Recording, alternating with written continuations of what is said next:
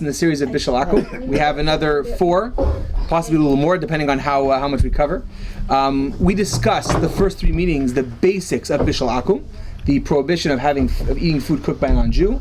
We discussed at the front run about the basic decree about having a non-religious Jew, or what's the basis behind it, what's the difference, how do I qualify it, how long is the decree, and then went right into the deep and dirty stuff about the 2 conditions that qualify Bishul Akum. The 2 conditions, number 1 is if it's eaten raw, then it's not considered Bishul Akum, it has to be said it's eaten cooked. And the other condition was that it's Olan Shulchan Melachim, or as we described it, the condition of nobility. Meaning it has to be said that I put it on a noble table, on a very nice table. Both these conditions, the basis for them is the same. That both a food that is only eaten cooked and nobility, a nice table, is the premise for me building a social relationship with a non-Jew, and unfortunately creating a relationship that could cause intermarriage. That's the whole base. That's what we learned the first time, and this theme goes throughout our series of this year. Now the next condition, this will be our final condition of Bishul Akum. We'll be very well versed in the condition of Bishul Akum, and we'll go into more details. And this also has halachic ramifications, is what is considered cooking. We called Bishul Akum, right? We called it cooking. What is considered cooking? I know there are many types of cooking. Let me give you an easy example. Where else do we have a halacha of cooking in the Torah? What's the famous one you guys can think of? Shabbos. Very good. There's a prohibition over the 39 avot melacha. The base of melacha is cooking on Shabbat. What's cooking on Shabbat? It could be frying and broiling, and it could be roasting. It could be anything. So let's go this basis. Shabbat, that works as on Shabbat, we have something called avot and todot, which are, I would say, sources and derivatives, right? So a source of melacha, of cooking on Shabbat, is using fire. A derivative is using what a derivative might be using a derivative of fire. For example, if I heat up a piece of metal, right, and I put the food on the metal to heat up, that's a derivative of fire. Both of them, according to Allah, are considered bishul, right? But it's bishul on Shabbat. Is the bishul on Shabbat and the bishul on Bishul Akum connected? Are they intertwined?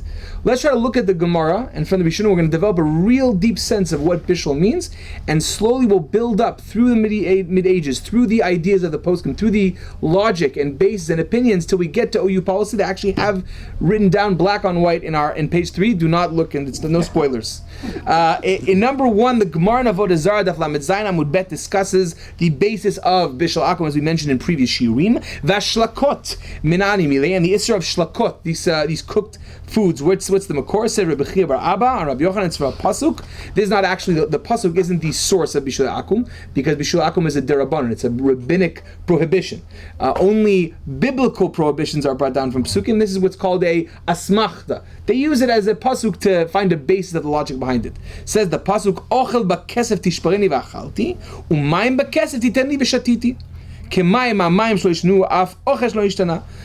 from this pasuk that I want to give me food and water, and that'll, that the pasuk talks about giving food and water. David the Melech, just like water that changes and food that changes. What does it mean changes? The Gemara continues and it finishes in the last line, Ele kemayim, ma mayim, water.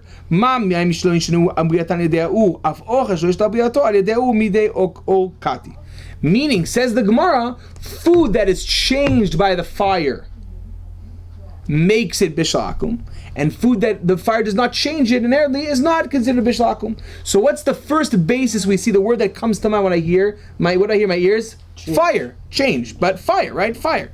So basically the basis of all Bishul on Bishul Akum comes from fire. Now what does fire include? Does it include, just like Hilchot Shabbat, the fire itself and derivatives of fire, or just fire itself? A heat source. A heat source. Well, let me ask you a question. We're going to talk about this next. I'm going to give you a sneak peek. What about a microwave? Or they use it's actually not new, but it's funny because I've seen it more often. That was induction. They call it induction. Induction. As opposed to or a convection. Convection we'll talk about today. Different types of we talk about cooking in the sun. Cooking in the sun, that's very good. So cooking in the sun, we're going to talk about explicitly. It's very good. Are all these considered cooking for Bishul Akum? The question is, can I have the question I get a lot, and this is a complicated question, but it's very, very common, especially with those who are elderly. Not like anybody here, but some people who are elderly have what Could you speak louder? Some people have what's called a foreign worker. and because a person who is unfortunately physically unable to cook for themselves, and they have a non-Jewish, Moses non-Jewish, worker doing their food for them.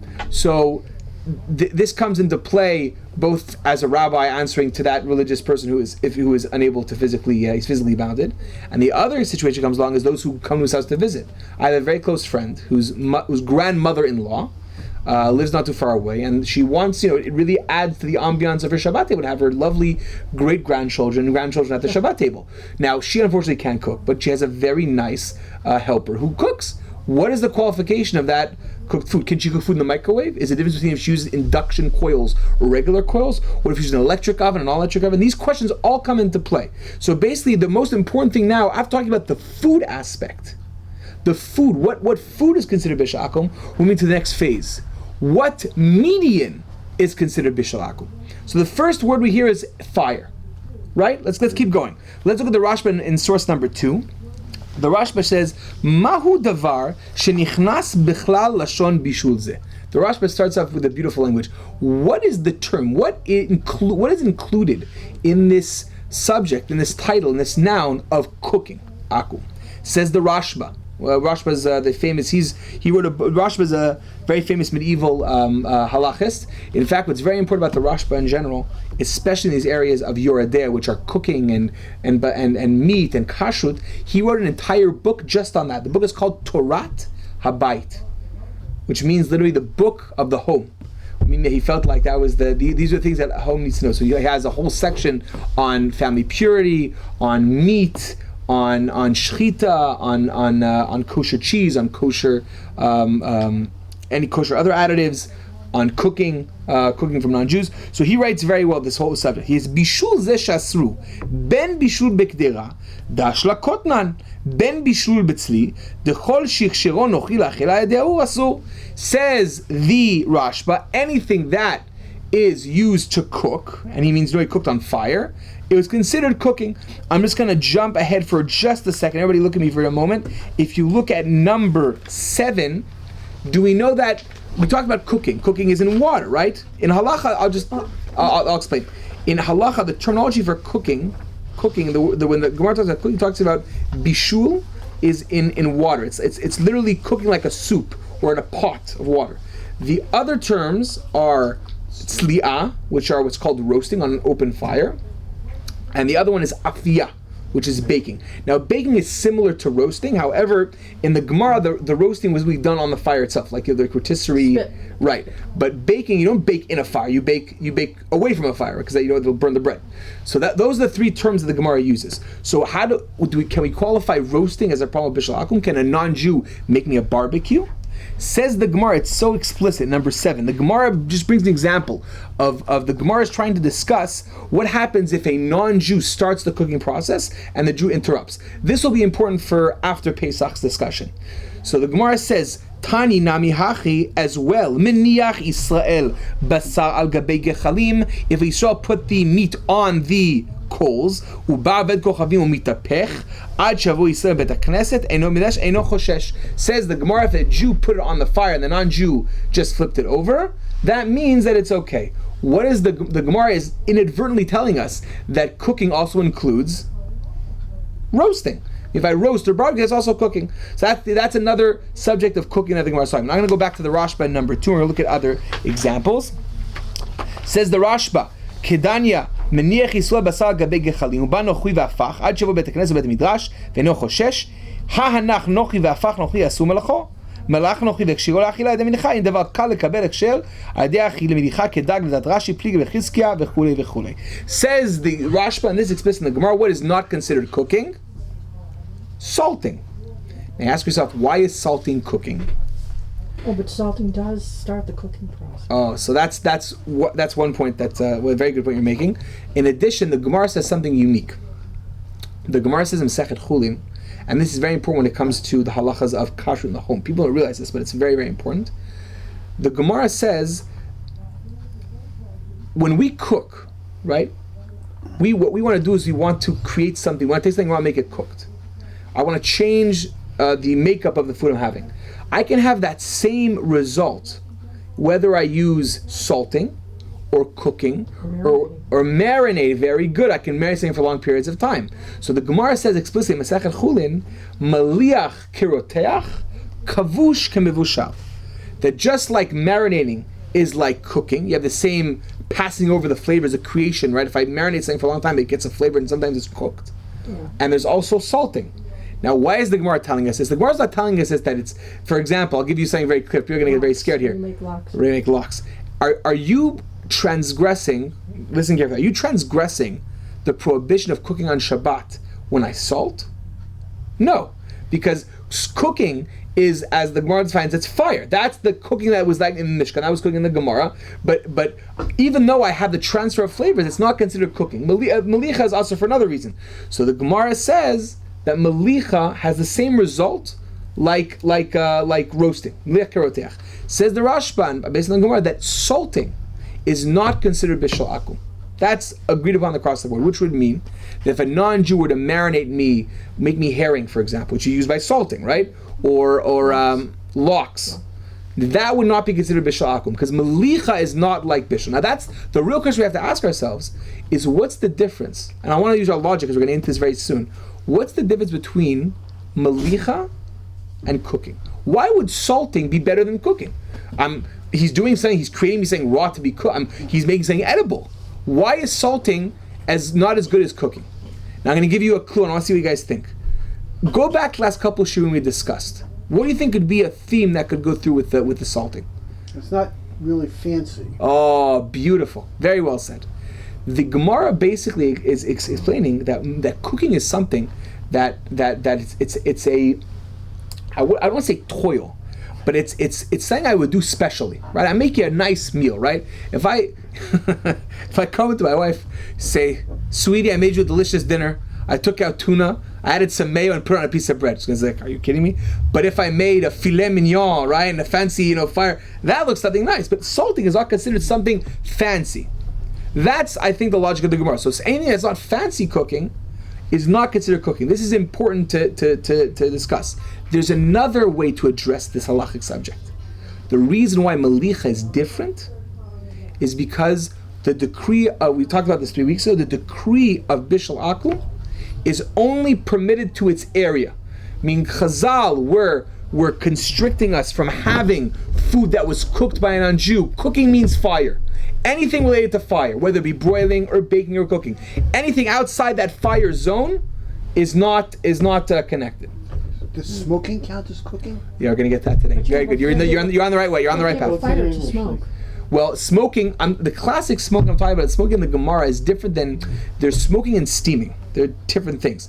The smoke I'm talking about in the Gemara is where I put meat far on a high area, and I cook specific coals. Specific coals. But I use a smoke. I'm not using the fire. I'm using this only the hot smoke is cooking. It's not really directly fire. That's a good question. How we assess that. Now I want to just explain why it's important to understand these two directions. Direction number one being that maliach isn't fancy, that salting isn't fancy, and number two is that Chazal only gave the decree about fire. Because what would happen? I'm going to throw a curveball at everybody. What happens if salting foods became fancy? It does. I think there are many. Would that mean that if a non-Jew would salt you some herring, you'd be an usher because back then it was fancy, but it's not fancy? According to the first reason. But it's time and place too. Oh, right. Is that time and place? According to the first reason why malicha is not a problem, because that's fancy. That'd be a problem with salting fish now. You might have to buy herring that's salted by a Jew when you go to buy your herring. If the other reason is just that we're holding the limits of the decree, then that might be the change. I'm going to give another example from another halacha, just to make you feel a little bit more familiar with what I'm trying to say. Let's just go off for a second to another halacha completely, okay? It's actually a very interesting as a halacha, because I do a lot of weddings. It really is quite interesting. People know that when a bride and groom get married, they have a special 7-day festivities called Sheva Brachot, right? I'm sure you all those have. Chatan and Kala have Sheva Brachot. You order special meals, special people. There are conditions to have Sheva Brachot, right? So you have to have panim chadashot, right? And you have to have bread, and the Chatan Kala have to be there, and have to be 10 people, and so on and so forth. One of the conditions in the Gemara is called Beit Chatanim. What is Beit Chatanim?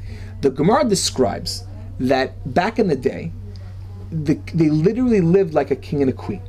the Chatan and Kala had their own house for 7 days, which they lived in, and they were literally served and pampered for those 7 days.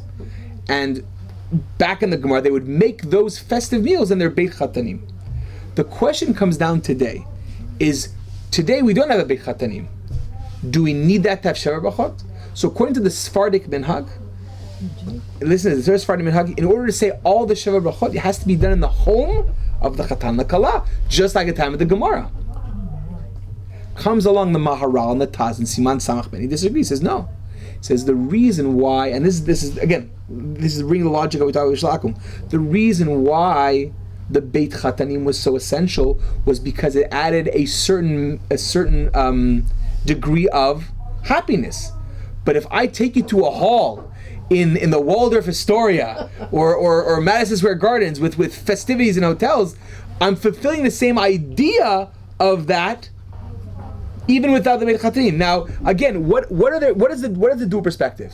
Do I look at the decree as it's written in stone, that and nothing else, or do I look at the decree as it's something that expands with time and place?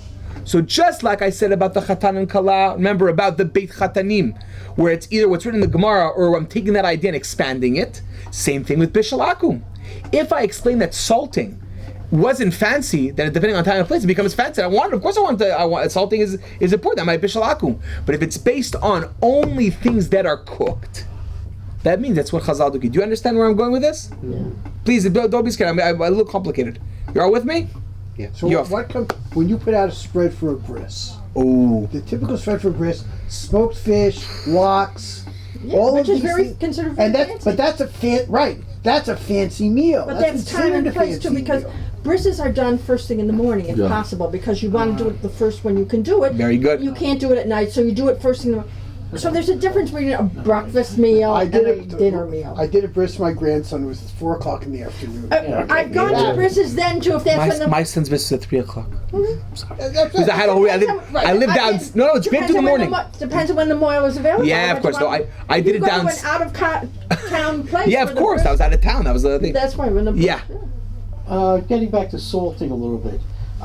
When you salt fish, besides for the cooking aspect of it, preparing it, it used to be that you over-salted it for preservation. That was a way of preserving fish. Sure. And it's, I think, considered bashul for Shabbos when you rinse off that salt on Shabbos and make the fish edible. I mentioned it briefly. You're very correct. That aspect, the action of removing the melicha from the food, is not the action of bishul. It's called tikkun. See, you're correct. There's a prohibition of salting on Shabbat, but not because of bishul. Do you understand? There's a different issue. I just want to make it clear that melicha on Shabbat is not because of cooking. Melicha on Shabbat is for another reason, which has its own means. If you were to salt to preserve or not salt to cook, would that be an Isra on Shabbat? But that's something else. But I'm saying the prohibition of melicha on Shabbat is not because of cooking, just to make it clear. So again, So what I'm saying is that it is the removal of salt from an over-salted fish on Shabbat. To make it edible. Does that have to be done by a Jew? Oh, exactly. That's the good question. Well, that's the question. How do we consider? No. So what I'm saying, that has nothing to do with fire. Well, how would that compare with cooking, though? I mean, you're making it edible. You're making, or you're removing from the. You're removing it. Like if you were removing please don't the fire. Speak for me. I can almost speak for myself. Okay. What I'm asking is that's what makes it edible. Well, I'm not sure that's the process, though. It's like if I cook something and it gets full of ash, and comes along on you and takes off the ash. I can't eat it with the ash. That's not cooking. It's just making it. It's right, but this is part of the process. So again, it's a good question. This is an ongoing process. Yeah. An ongoing procedure. It's a good question. We'll have to see. Can I ask, what about flavored salts? Today you can get, especially from South Africa, incredible flavored salts. Oh yes, garlic salts and all these type of. You reminded me. I had a kiddush in my shul, and a South African brought a special type of meat. It's called biltong. There you go, biltong. Biltong, you don't cook it. You actually salt it with all the different flavors. It's a South African delicacy. Yeah. Yes, that would be the question. Well, now let's go into the. So again, melicha, the Gemara says, is not considered bishul akum. The question is why. You have two perspectives. Let's look at it inside now at this cut. Let's jump to number 4 for a second. In number 4, the Rashba says like this. Rashba again, our friend the Rashba. Aval haravid katav de malicha lo eshkanan shum isur dikar gzeh mishum shenochum veyotzem hamishna alma toldot ha'ur levad asra malicha ve'adam achrad she'en kiruv dat malicha. The Ravid kind of keeps us on our toes. He says on one hand, it's only cooking, because that's what Chazal goes there. Why were Chazal decreeing only fire? Because malicha is not really fancy. So he's kind of saying both of them at the same time. The Zer Zahav, which is a very important parshan on the Isser V'Heter, he lived a couple of years ago, he's an Achron, he says clearly that it's only fire. And he has an incredible chiddush. Only fire. He says, number 5, Ulidvarav yotzeh din chadash, de bedavar sheno tzarich bishul beor mamash, rak berotchim de kli rishon achar shusar min ha'or, mikosh ledei rui en bezeh mishum bishul eklani, uvemet lo dibu zeh poskim. The Zer Zahav says that only literally fire, which would mean, hear me out, if a non-Jew were to make, how do you make couscous? You ever make couscous? No. How do you make couscous, Yocheved? You have a special sear. Right. With its 2 separate compartments. The base is a high and wide, and the top is shallow like a cake pan, and it's perforated with perforations so that the steam can come up and reach the couscous. Right, that's a good example. There's another way you can play it. Homemade couscous, you can just pour hot water on it. You can do that also. That's the real couscous. So again, it's not really made. It's made from the derivative of fire. For example, if I pour hot water, that's not fire on the water. That's not water on the fire. It's using water that's off the fire. So the Zer Zahav says that anything that's not fire exactly is not considered bishul akum, which would mean if a non-Jew were to make me fresh couscous, it would be okay, even though it doesn't. It's not eaten. It's not eaten raw, even though it is shulchan malachim, because it's not cooked par excellence by fire. He takes the idea of the rabbinic decree to the edge. It has to be exactly as the way our rabbis thought it to be, and nothing less. So any instant food, in other words, any instant food where you add water to make it. According to the Zer Zahav, yes. The Shevet Kahati, one of the Dayanim in Belz, disagrees. In number 6, he says, "Avabakli rishon de mevashel afilu kshehusar me'aesh mistaber diyesh bo bishum bishulei akum dari nitchamem al yedei ha'esh." He says no. He says let's not go too far. The Zer Zahav is taking it a step too far. Anything related to fire, the roasting, using water that comes off of fire, the extension of what we call fire, is considered bishul. Now, again, what do we do about this malicha issue? How do you qualify malicha? So let's go for a second into another halach example, which is what the Gemara called smoking. By the way, smoking was also a way to preserve the food. So the before that, I'm going to go into scratch that. We're going to go into in a second. The example I want to expand on about the cooking is frying. Now, is cooking only in water, also in oil? What about if a non-Jew wants to fry me some latkes or some fish balls or some schnitzel? Is frying a problem? So the Rambam says explicitly in number 8 that frying is considered a problem. He gives a very interesting.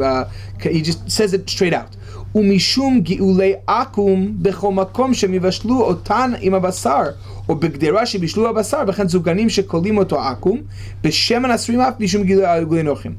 Says the Rambam, the prohibition of bishul akum is you might cook it with the prohibition is that anything that's cooked with the fire, and he said, however, he gives the example of malicha, and he also adds that the sufganim, these roasted, these fried donuts, anything fried is also considered bishul akum. It also includes, and so he obviously says frying is included, and that's the Aruch HaShulchan, who Rav Yechon Michal Epstein in number 9 says, "Umikol makom chadina eitlu de lo gazruak al bishul konir tigun have bichal bishul inyan ze mishum negam b'Shabbat have tigun ke bishul mamash v'siag matzat Yerushalmi v'zem medudak lashon harama." Says Aruch HaShulchan, whether I use a liquid that is based in water, I use a liquid in something else, all of them are considered the idea of bishul.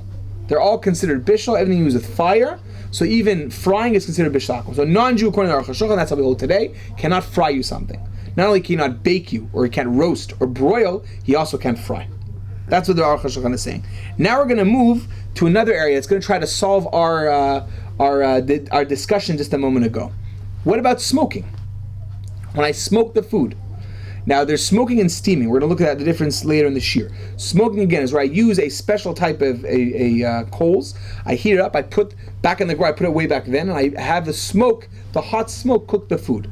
Is that a problem? So the first source for this is the Yerushalmi. There's the Babylonian Talmud and the Jerusalem Talmud. The Jerusalem Talmud brings a discussion about smoking. Let's look at it quickly. Number 10. Hanoder min ha'mevushal ma'u sheyeh mutar min ha'ishun. A person who makes a vow. I love how the Gemara connects these things. A person who vows, there's a halacha, brought down. The person can vow. He vows certain things to his wife, to himself, to whether it means to raise himself to sanctify himself in holy matters, or sometimes if it said something, you make vows. So a person says he vows not to have anything cooked. Can he have something that's smoked? That's what the Gemara is asking. So the Gemara says, Hanoder min ha'mevushal ma'u sheyeh mutar ba'ishun, ma'u sheyeh mutar b'tigun, ma'u sheyeh mutar b'tavshil shitbashel, Rabbanan de'keser shalun me'ushanim ma'u sheyeh bishul akum. They ask, what is meaning that vow can consider what cooking is. The Gemara finishes in the end, Hanoder min ha'mevushal ma'u sheyeh mutar b'tavshil. What's the halacha? Can he use tavshil? The Gemara seems to not give an answer. The Isser v'heter, who is a very important medieval posek, says that the pshat of the Gemara is like this. Hilakacha number 12, Dagim me'ushanim, fish that has been smoked fish, or lox. She'asiyan ha'ino yehudi v'nechlin kach chayim adei shunam kmo aboknik mutarim v'af al pi de klal gadol b'Yerushalmi cham mushan gofim mikom gedei bishul eino yehudi lo gazu she'em mushan kebishul kmo shelo gazu b'melicha. Says the Ezra v'heter, even though smoking on Shabbat is a prohibition. Why? Because it's considered kind of connected to fire. But a non-Jew who smokes food for you, like making lox, is not considered bishul akum. And what does he say? Listen carefully. Shelo gazru b'melicha. The Isser v'heter is comparing salting to smoking. But now we go back to our question. Why is salting okay? Is it because smoking is not fancy, or smoking is not the decree? You understand? That basically the Isser v'heter is trying to understand how the formula of bishul akum works. We're not sure again what he's trying to say about salting. Is salting not this, not that? So the Shulchan Aruch goes very fast and says quickly, number 13, the dag maliach, dag shemalcho oved kochavim, uperot she'ashnan ad she'ikshvan la'achila, harei elu mutarim, the maliach eno korateach v'gzez ma'ashen no kemvushal. So he says that maliach is not like rakteach and meushan is not like bishul. Shulchan Aruch says simply that maliach and meushan, both smoking and salting, are not considered the classic bishul akum.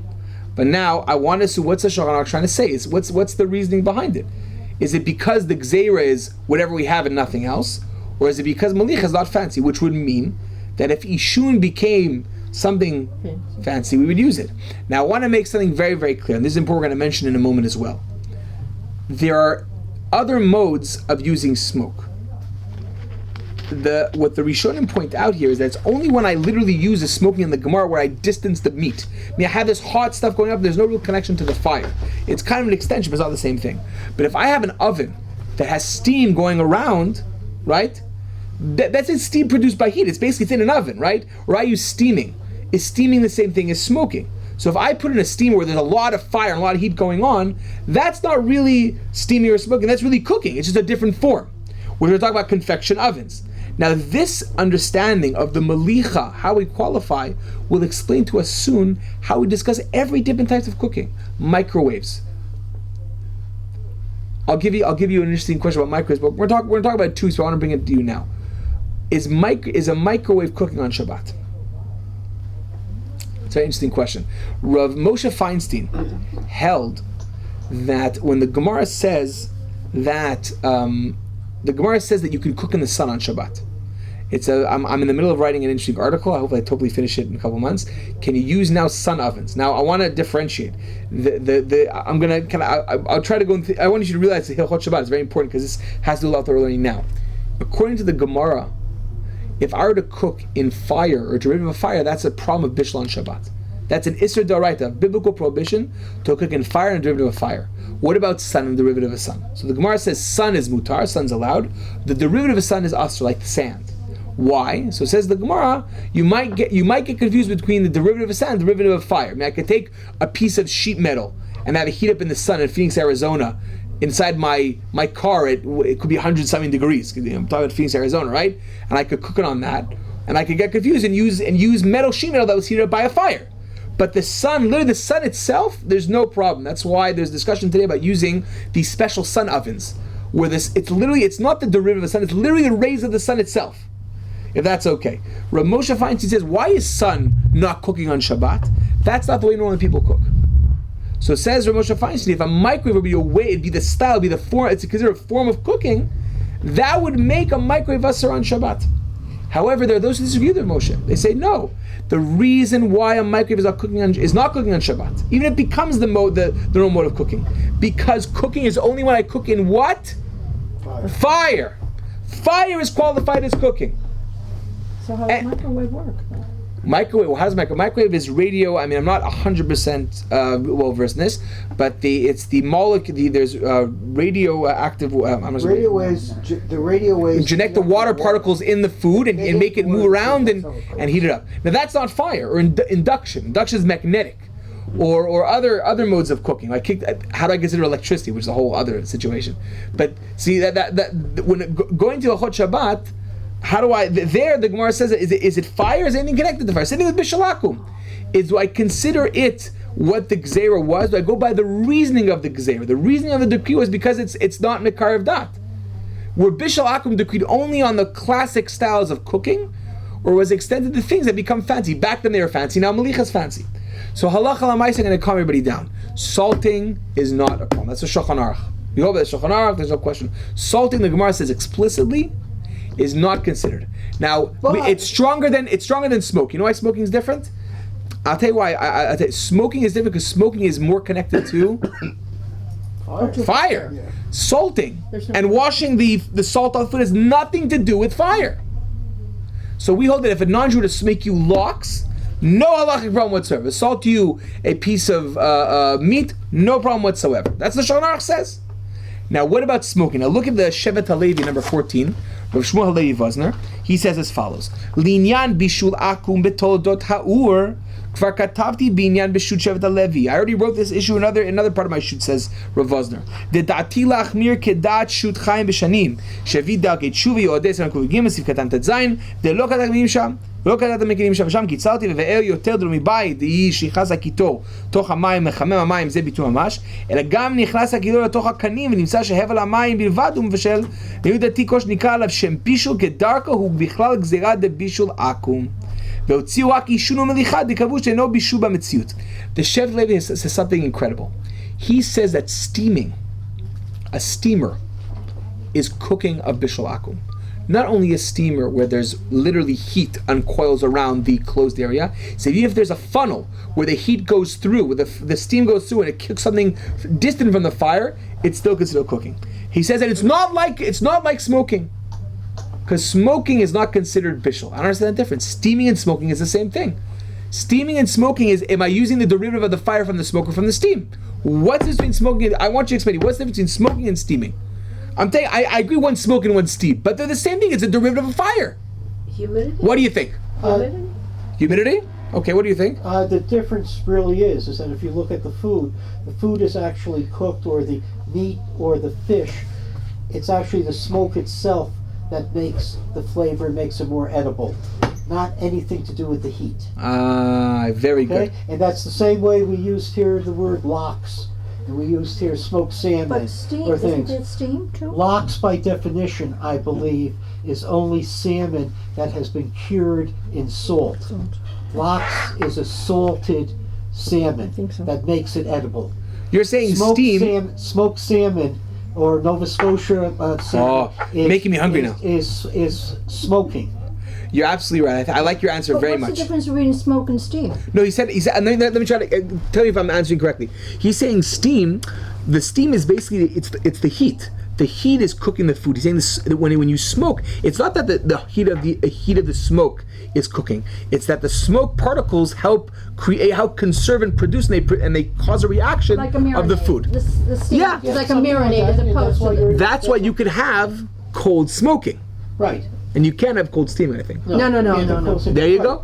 So I think cold smoked or a hot smoked. Like so he feels that the reason why smoking is not bishul is because the smoking is not the heat, it's something else. Right. However, if I look at the idea that smoking is something not fancy, then I could add on that steaming would also be a problem, or smoking be a problem today. Because how do I define? That's the exact issue. Now, the reason why I'm telling you all this is because there are people who tell today that using smoking is considered fancy and it might be prohibited. The OU has a long history of following a very specific heter regarding tuna.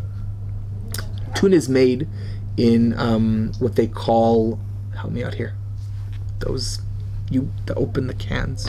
There's a word in English for them. They're called in Hebrew kufsat shimuim.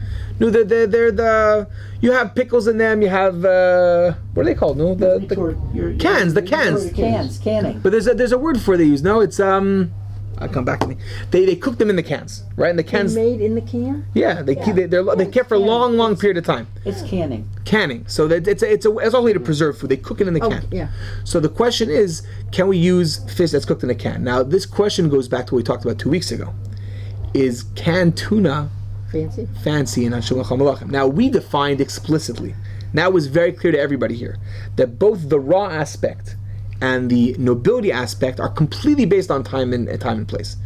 The example what was the example we gave? Or remember we gave potatoes. Potatoes that nobody would serve potatoes at a nice meal, and everybody served potatoes at a nice meal, right? Right. That was the example we gave of sugar. So the question, the question is, back then they felt that tuna wasn't something you'd serve at a meal, but now tuna is served in a meal, but it's also cooked in steam. So we're going to look now at the OU policy, and I'll mention we'll have a whole discussion of steam. Okay, let's look at in English, everybody. Now everybody can look in English. Nobody can complain. I'm not making up things. Number 15 on page 3. Let's read this. Rabbi Eli Gersten is a very special Talmid Chacham. He is in charge in New York City. I'm very happy to be very transparent about the entire OU. The OU has an office on 11 Broadway in New York City where 60 rabbis sit. All 60 rabbis are in charge of different areas. I'll just explain to you how the hierarchy works in the OU. There's a mashkiach, then there's an RFR, rabbinic field representative, then there's an RC, rabbinic coordinator, then there's a group leader, and then there's the head, the chief rabbinic coordinator, I think, and then there's the CEO. So the two people on top, the CEO is Rabbi Nachum Ganak, and number 2, or the head of all the rabbinic coordinators, is Rabbi Elephant. Then there's group leaders for rabbinic coordinators, and below board of coordinators are RFRs, and then there's Bashkichim. And how it works is that in this building sits 60 different people. Most of them are rabbinic coordinators, and they're in charge of different parts of Hashkacha. Some restaurants in the tri-state area, some foods in the Mideast, some Israel. I answer to a rabbi who deals specifically with Israel. And they all, I'm an RFR, so everybody is like, that's a whole line of things. So Rabbi Gersten is a rabbinic coordinator, but what he in charge is he's writing it down, OU policy. That's his job. He spends all day writing and teaching, and it's very well done. So let's see what Rabbi Gersten writes to us. The Isser V'Heter writes that Ishun refers to hot smoking. He writes that although Ishun is not included in the Av Melacha Bishul, even though smoking is not included in the classic Bishul, nevertheless, it was not included in Gzeir, Bishul Akum, because smoking is very different than ordinary cooking. This Heter does not apply to an oven that has smoke added. In that case, the oven is independently hot because of its own heat source. And it is this heat that is cooking the food, like the example I gave of the steam in the oven. The extra inclusion of smoke would not permit food. This would be a regular bishul akum. So if I add steam to an oven, if I make steam inside or smoke inside an oven, that's considered smoking. The smoking is like you're saying, where it's not the heat of the smoke. Very well said, by the way. It's not the heat of the smoke, it's the smoke itself.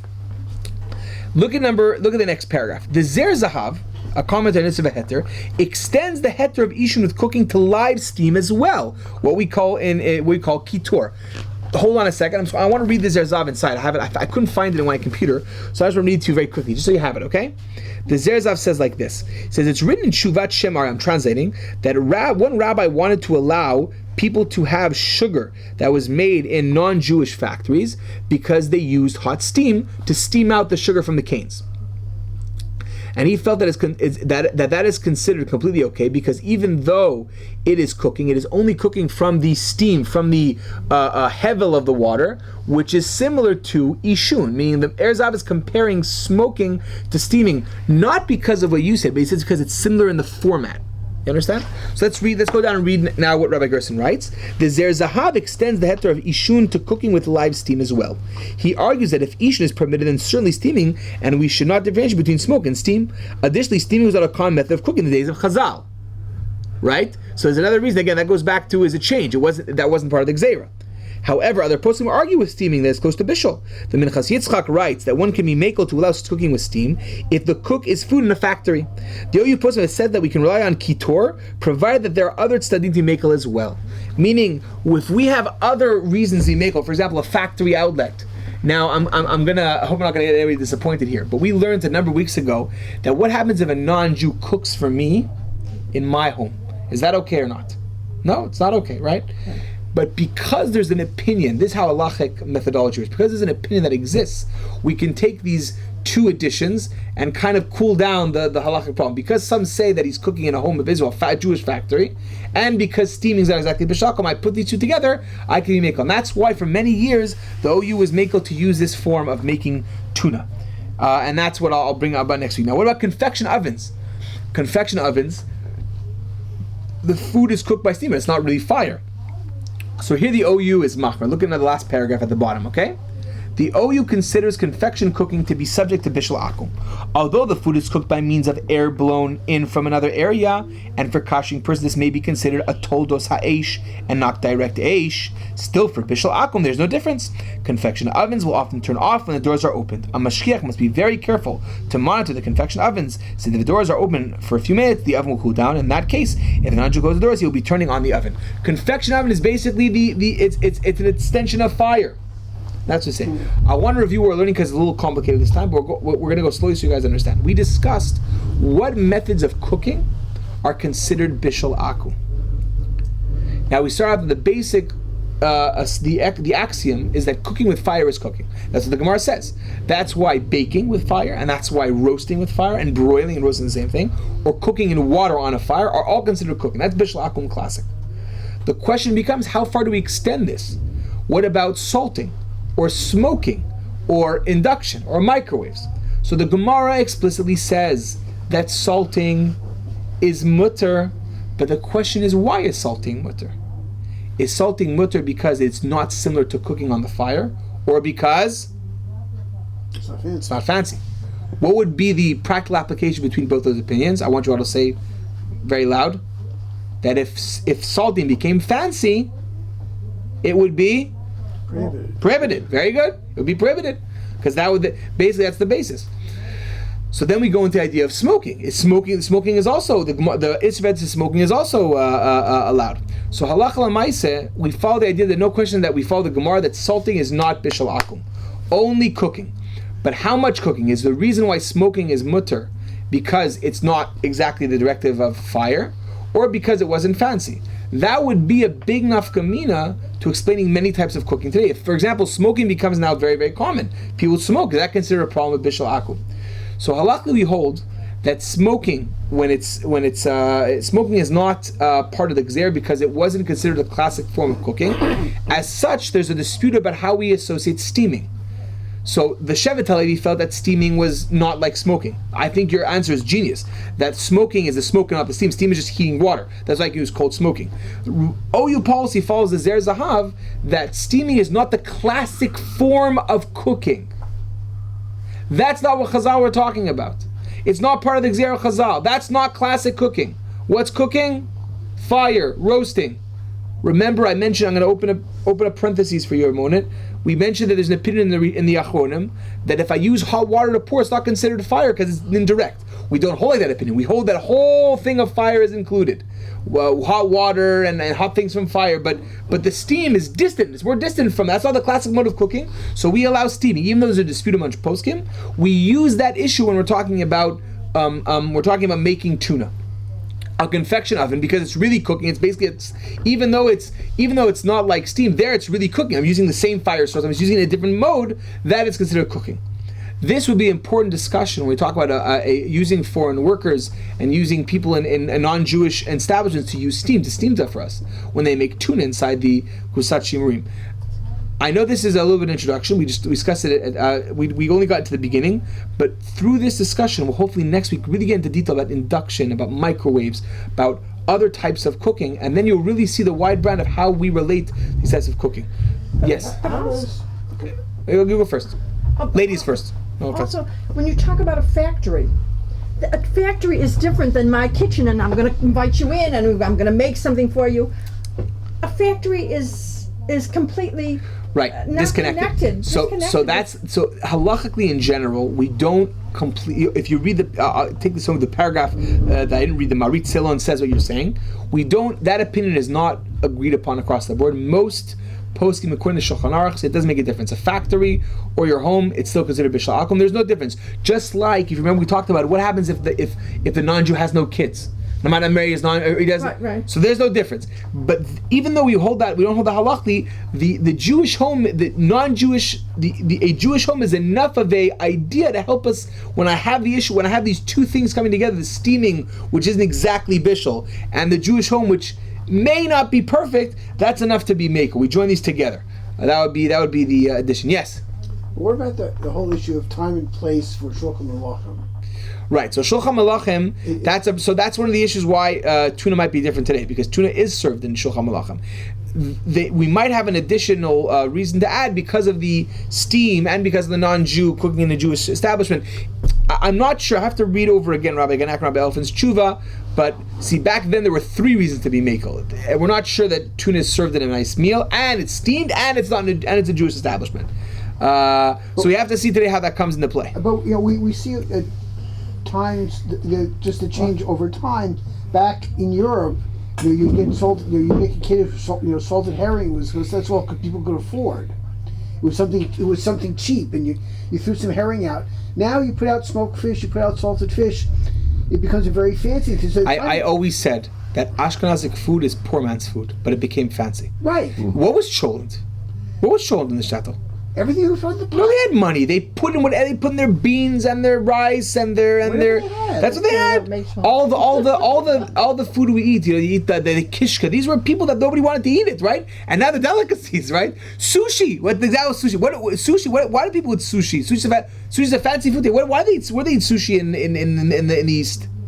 They're peasant food. They didn't have money to cook, right? Something poor becomes fancy. It's all in the eye of the beholder. But the question is the canonical food. Is the food that you're supposed to serve at the third meal on Shabbos. Okay. I'm sorry. Would you say I didn't catch at the third meal on Shabbos? Yeah. Supposed to serve sushi. That's how else did they get the name sushi? Sudat Shalishi. Haven't heard that one yet. That was good. That's a new one. It's the Jew. Well, I have to remember that one. The whole idea is that if now we do things that have become very fancy that 300 years ago, 400 years ago were not considered fancy at all, does that change where we printed it 300 years ago because it wasn't fancy, so we said sure. Right, so that's what we're going to talk into next week. So there is a limit. Malicha in the Gemara will never be. Malicha is considered. It might be because Malicha has both aspects. You understand? Malicha might be unique, and smoking. Because Malicha is not cooking, there's no fire, and it wasn't fancy back then. So I'm going to try more, maybe next week, maybe to go really when I start next week to explain 2 weeks. Right. Yeah, I forgot it's part of it. 2 weeks from now, I'll have to explain basically more why is salting unique, and then we'll get into all types of cooking, and then hopefully we'll talk about practical applications.